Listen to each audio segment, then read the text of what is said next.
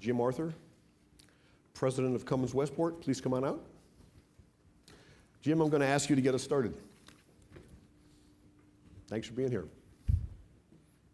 Thanks, Howard. It's really a pleasure to be here. And first, I'd like to thank you and the team at Transport Topics. You've done a great job of covering this event and lots of the logistics behind. So really appreciate everything you've done. I think we should give a hand to the Transport Topics people. So I've got the pleasure right now to be the president of Cummins Westport, which is the company that's building that 12-liter engine that the industry seems to be waiting for. So I'm going to give you an update on where we're at, a little bit of perspective on natural gas engines overall, and a bit of a perspective on Cummins Westport for those who aren't familiar. And it's interesting, I've got my two parent companies are here as well. So you all, if you're in the trucking business, no doubt know Cummins. And Westport is really a technology company based in Vancouver, Canada that has been involved in the natural gas space for 15 or 20 years. And Jonathan's going to talk a little bit more about Westport, but both Cummins and Westport have been working in natural gas for really since the mid-90s and got together in the late 90s around this opportunity. And in those days, it was very much early stage technology development, a bit of a science project. The two companies decided, let's create a joint venture so we can go down the road together with this opportunity we see with natural gas. So we created Cummins Westport in 2001. It's a 50% owned joint venture between the two companies. In the decade and a bit since, we've delivered over 32,000 natural gas engines. And we just signed a new agreement between Westport and Cummins last February to extend the joint venture another 10 years. So it is a great partnership, and it really is one of the very leading engine companies in the world and one of the great natural gas technology companies in the world working together. And the market space that we occupy is the 5.9 to 12-liter spark-ignited on-highway engine space. So I think it's important to understand above 12 liters, both Cummins and Westport have different approaches and different strategies. Both companies are free to do other things, and you'll hear Westport does lots of other stuff, so does Cummins. But in this space, 5.9 to 12 liters, we work together, and that's the part of the business that I run. If we talk about selecting a natural gas engine, the first thing is really not the engine, it's the fuel. And we've had lots of discussion this morning about is it compressed or liquefied natural gas, which is right for me. And the answer is there is no right answer. There are all sorts of considerations. Probably the biggest one being, well, what have you got in terms of fuel availability? If you've got a clean energy LNG station down the road, your answer is probably LNG. You're going to have to look at that. There's range issues, there's size, there's weight issues, there's cost issues, and no two fleets are the same. And what you really need to do is take the time to sort of sort that out. And quite frankly, there isn't a right answer. I think as a number of the speakers have said, if you're return to base every night, you don't go all that far, most likely CNG is the right answer for you. If you're going long distances, carrying a heavy load, you're probably going to be looking at LNG. And in the middle, it's a big gray area, and there is truly no right answer. On the engine side, all of the engines are based on, an existing diesel engine. All of the Cummins diesel engines, and really what you need to think about is first of all the size of engine I need, but there's a couple of technical issues as well. The reason these engines are, you can't just run natural gas into a diesel engine and have it run is natural gas as a fuel has a different ignition temperature than diesel.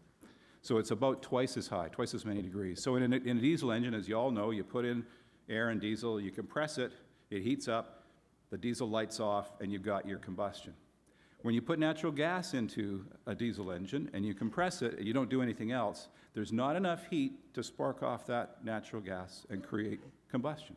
So we have to do something to light off the natural gas. And there's basically two ways to do it. One is what we do in Cummins Westport. We add spark plugs. And that's just so we can light off that natural gas. The other way is to put a little bit of diesel in the combustion chamber, enough to get the combustion started, and then inject the rest natural gas. So it's a couple of different ways of essentially doing the same thing. And so you're going to have different engines that have different characteristics based on what technology they're using. But again, what it really comes down to is not so much that, it's really what kind of power and torque do you need, what are the fuel economy considerations, different technologies have different fuel economy considerations, and as always, what fuel do I have available? So, but what it really comes down to is that bottom one, life cycle cost. This is an economic exercise, as everybody said, 99% of you, and even the 1% that are left, this is really about the economics. It's not so much about the technology. And really, it's about getting your spreadsheet out and working with your folks to look at your particular routes, your particular duty cycles, your particular loads, all those things, and coming up with the economic analysis that works for you.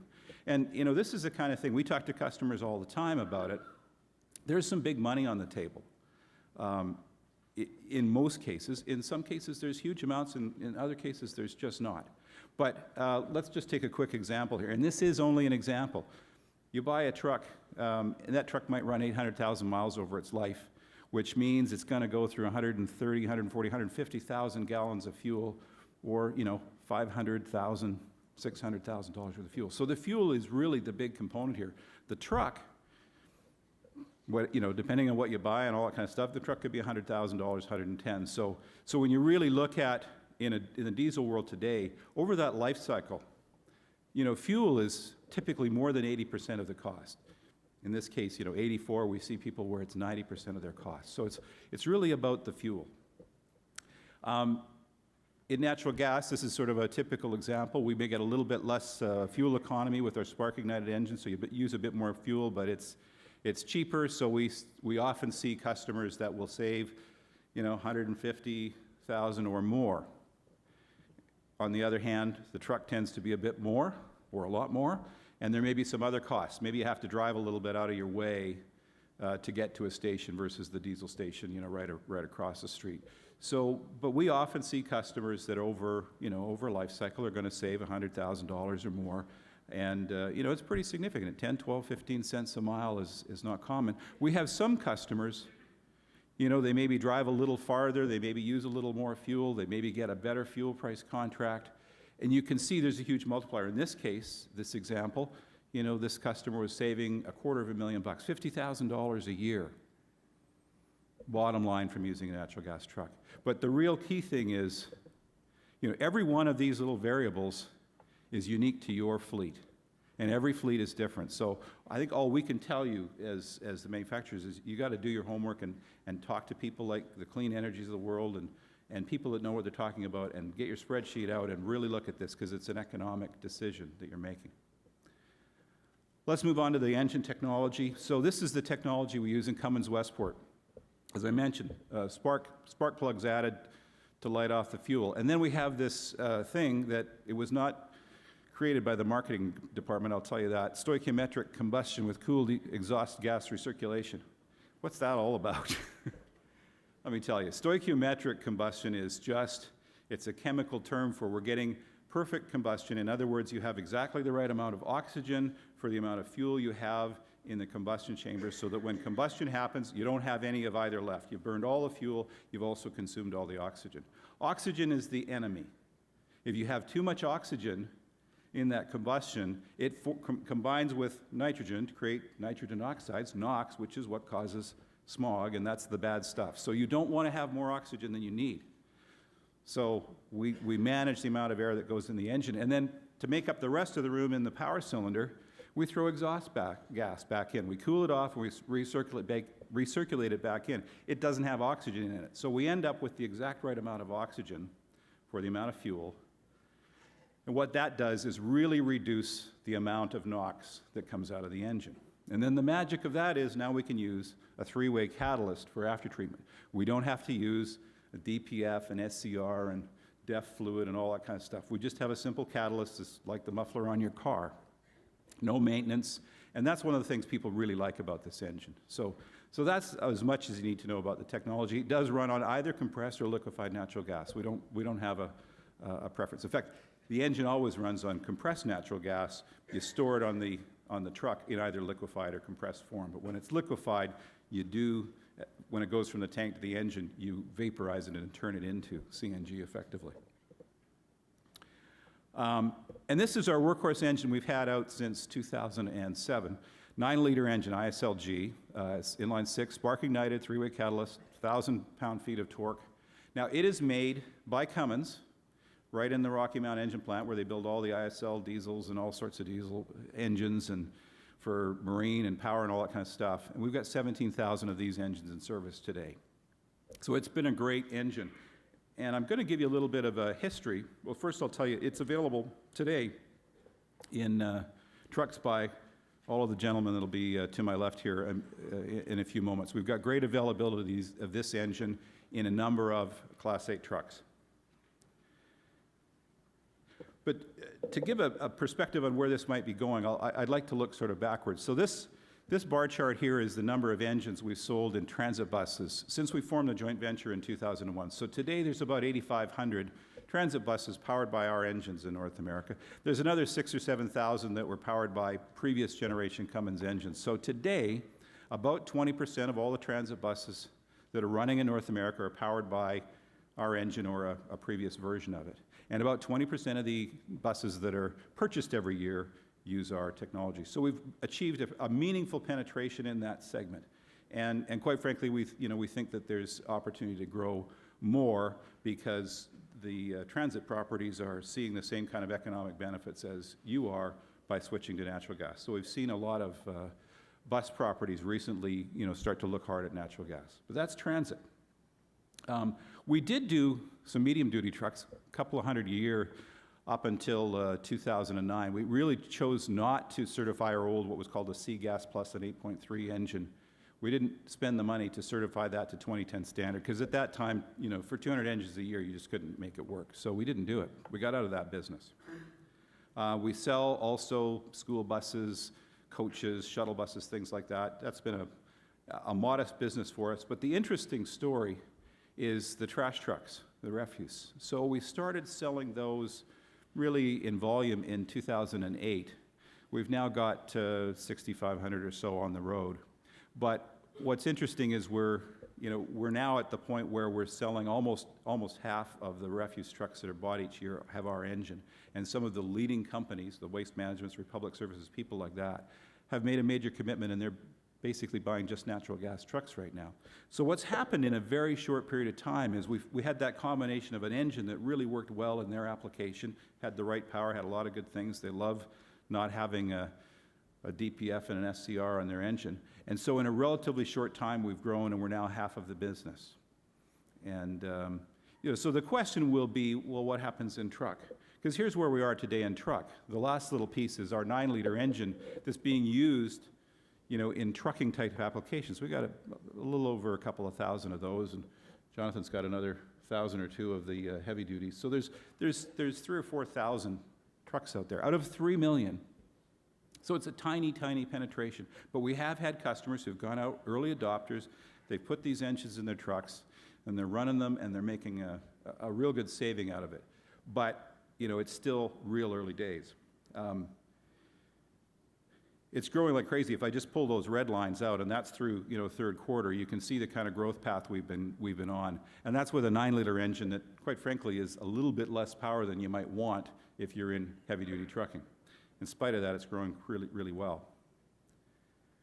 We talked about the forecast. So I just kind of put them up, graphically. So Frost and Sullivan gave a forecast of what kind of penetration they would see. Andy Douglas will be up. He's given a forecast from PACCAR.